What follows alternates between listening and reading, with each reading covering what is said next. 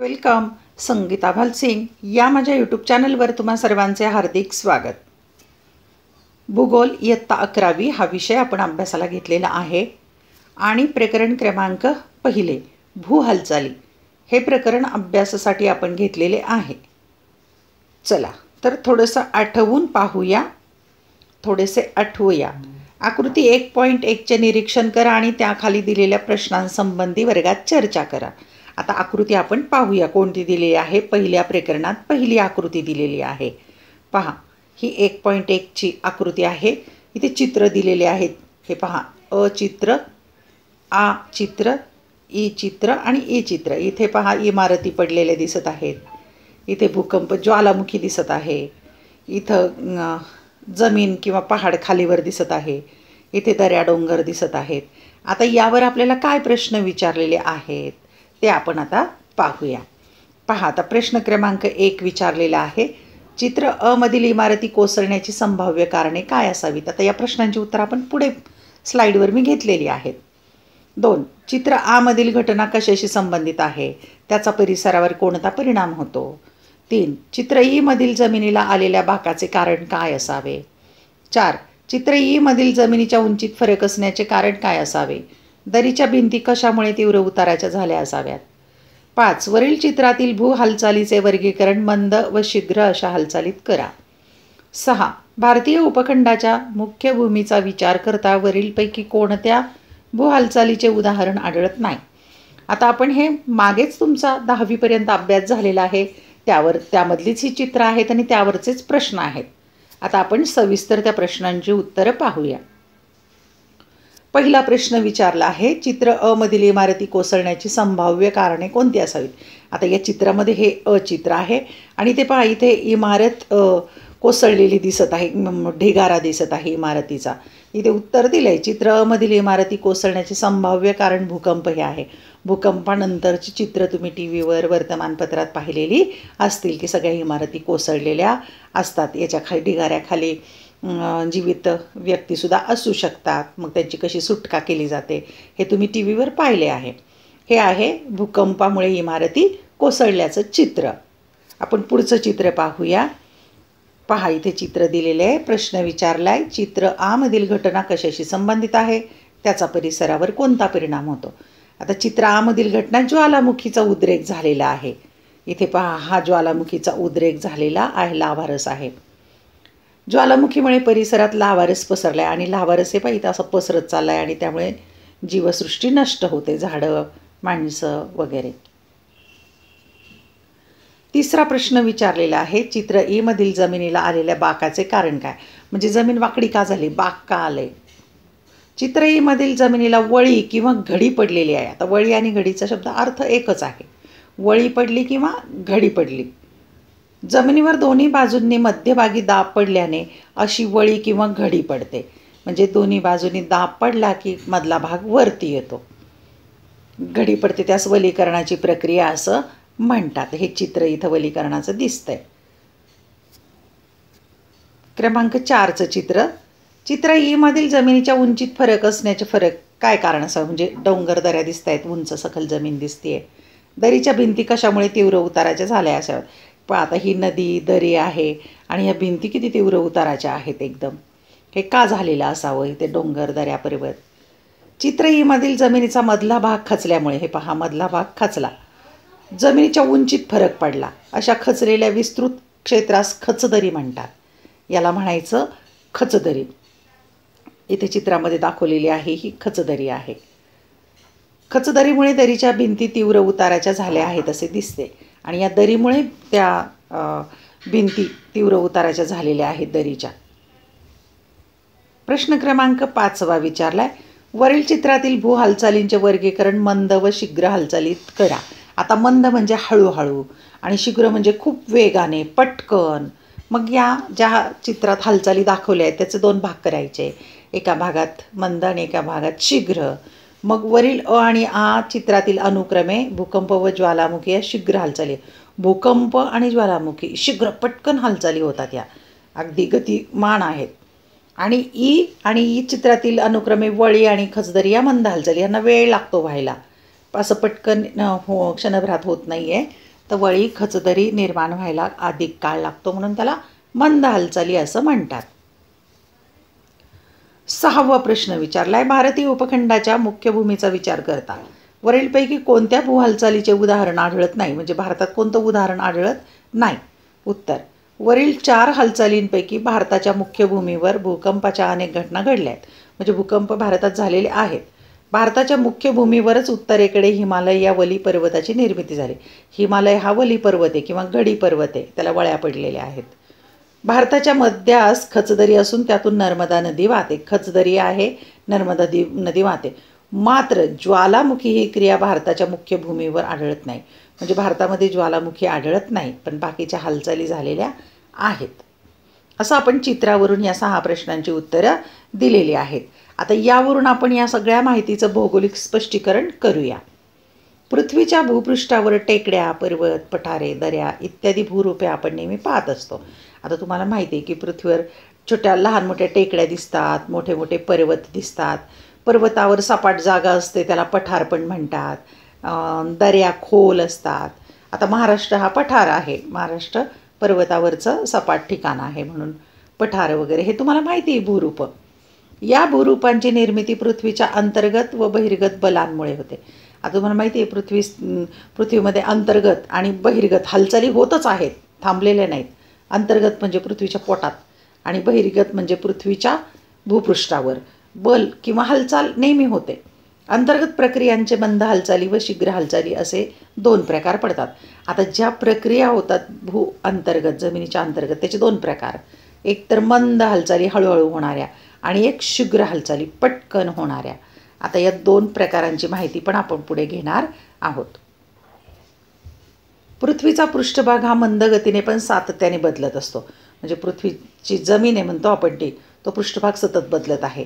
ताण व दाब म्हणजे टेन्शन आणि प्रेशर यासारख्या बलामुळे या पद्धतीचे बदल घडून येतात. म्हणजे या भूपृष्ठावर ताण आणि दाब दोन्ही पण निर्माण होतात, त्यामुळे सतत बदल घडून येतोय. पृथ्वीच्या अंतरंगातील प्रक्रियांचे निरीक्षण करता येत नाही.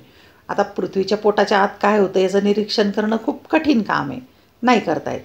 असे असले तरी त्यांचे परिणाम मात्र आपण भूपृष्ठावर पाहू शकतो. पण भूपृष्ठाच्या अंतर्गत काय घडतंय, पृथ्वीच्या पोटात काय घडतंय, त्याचे परिणाम भूपृष्ठावर दिसून येतात, ते पाहू शकतो आपण. पर्वतांची निर्मिती आणि खंडांचे वितरण हे मंद हालचालीशी संबंधित आहे. म्हणजे मोठमोठे पर्वत निर्माण झालेले आहेत, ते मंद हालचालीचं उदाहरण आहे.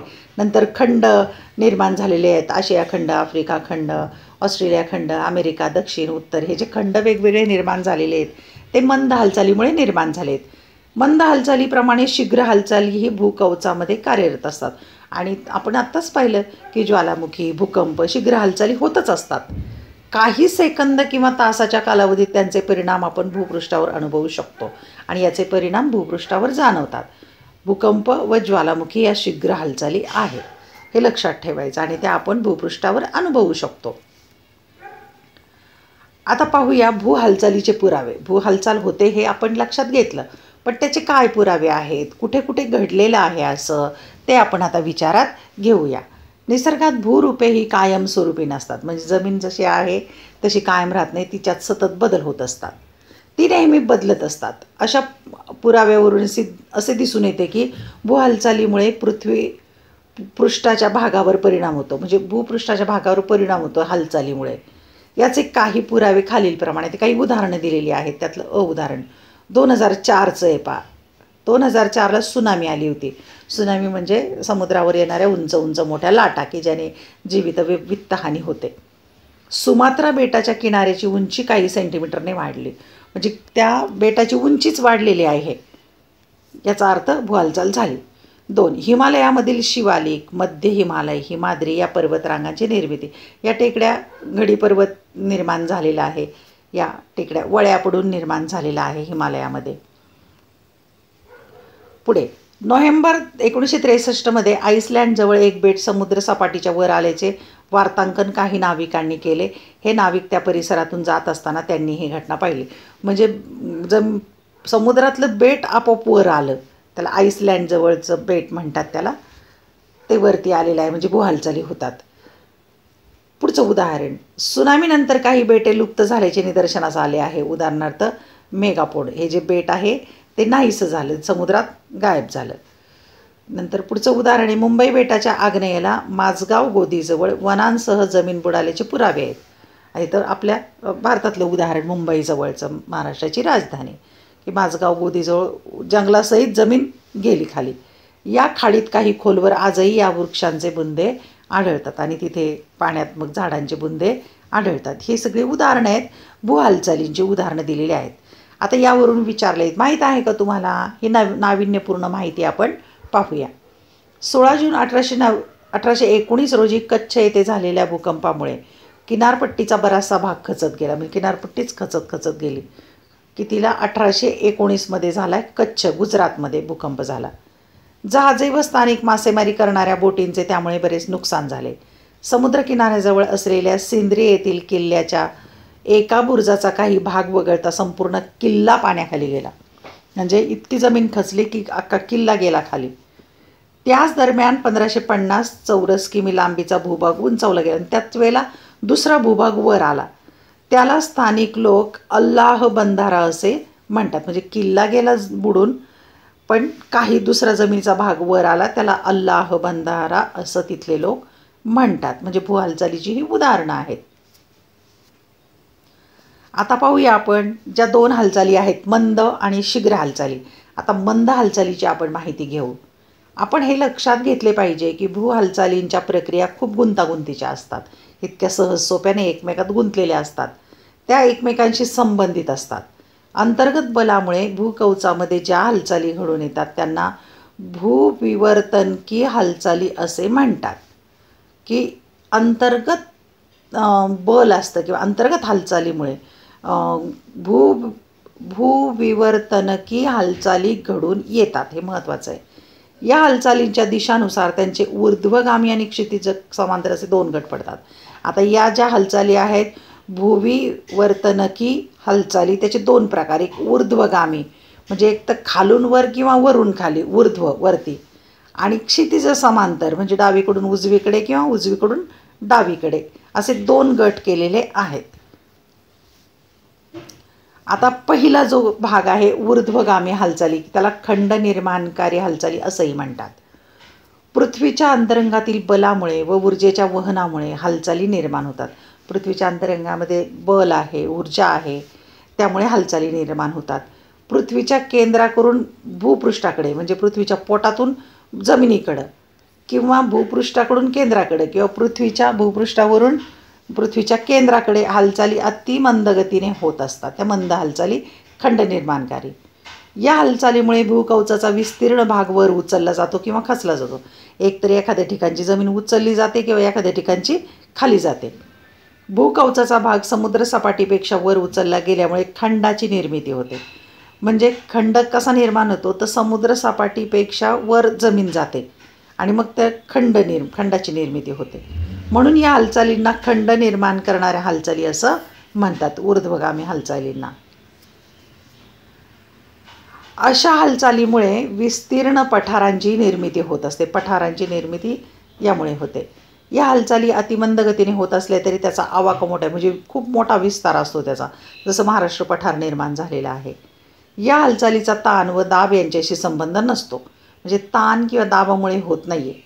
तथापि या हालचालीमुळे भूखंड उचलला जाणे किंवा खचणे या क्रिया घडतात. काही जमीन वरती जाते, काही जमीन खाली जाते, असं घडू शकतं. दुसरा प्रकार आहे क्षितिज समांतर किंवा पर्वत निर्माणकारी हालचाली, म्हणजे आडव्या. या हालचाली क्षितिज समांतर दिशेत कार्य करतात. बलाच्या दिशेनुसार या हालचालींमुळे खडकांच्या स्तरात ताण किंवा दाब निर्माण होतो. या हालचालीमुळे भूपृष्ठास वळ्या, घड्या किंवा भेगा पडतात. दाब पडल्यामुळे एक तर वळ्या पडतात किंवा घड्या किंवा भेगाही पडतात. या हालचालींमुळे पर्वतांची निर्मिती होते. या मंद हालचाली आहेत, परंतु खंड निर्माण करणाऱ्या हालचालींपेक्षा त्यांचा वेग जास्त असतो.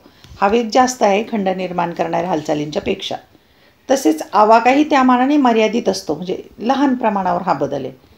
या हालचालींमुळे खडकांच्या स्तरात वळ्या पडतात, म्हणजे खडकांचे जे स्तर असतात त्यामध्ये घड्या पडतात किंवा विभंग निर्माण होतो किंवा भेगा पडतात. विभंग म्हणजे परिणामी घडीचे पर्वत किंवा गटपर्वत निर्माण होतात. त्यामुळे या हालचालींना पर्वत निर्माण करणाऱ्या हालचाली असे म्हणतात. या बलाचे पुढील 2 गट पडतात. आता याचेही 2 भाग आहेत पुढे किंवा गट पडतात. त्यामध्ये पहिलं आहे ताण निर्माणकारी बले, जे बल किंवा हालचाल आहे, ताण, टेन्शन. बले जेव्हा एकमेकांपासून विरुद्ध दिशेने कार्य करतात तेव्हा ताण निर्माण होतो. ते आकृती 1.2 मध्ये आपण आता पुढच्या स्लाईडवर पाहूया की 2 दिशेला कार्य एकमेकांच्यापासून विरुद्ध दिशेने कार्य करतात तेव्हा ताण निर्माण होतो. त्यामुळे खडकांच्या थरांमध्येही ताण निर्माण होतो. या प्रक्रियेमुळे भूपृष्ठाला छेद, भेग, भंग किंवा तडे जातात.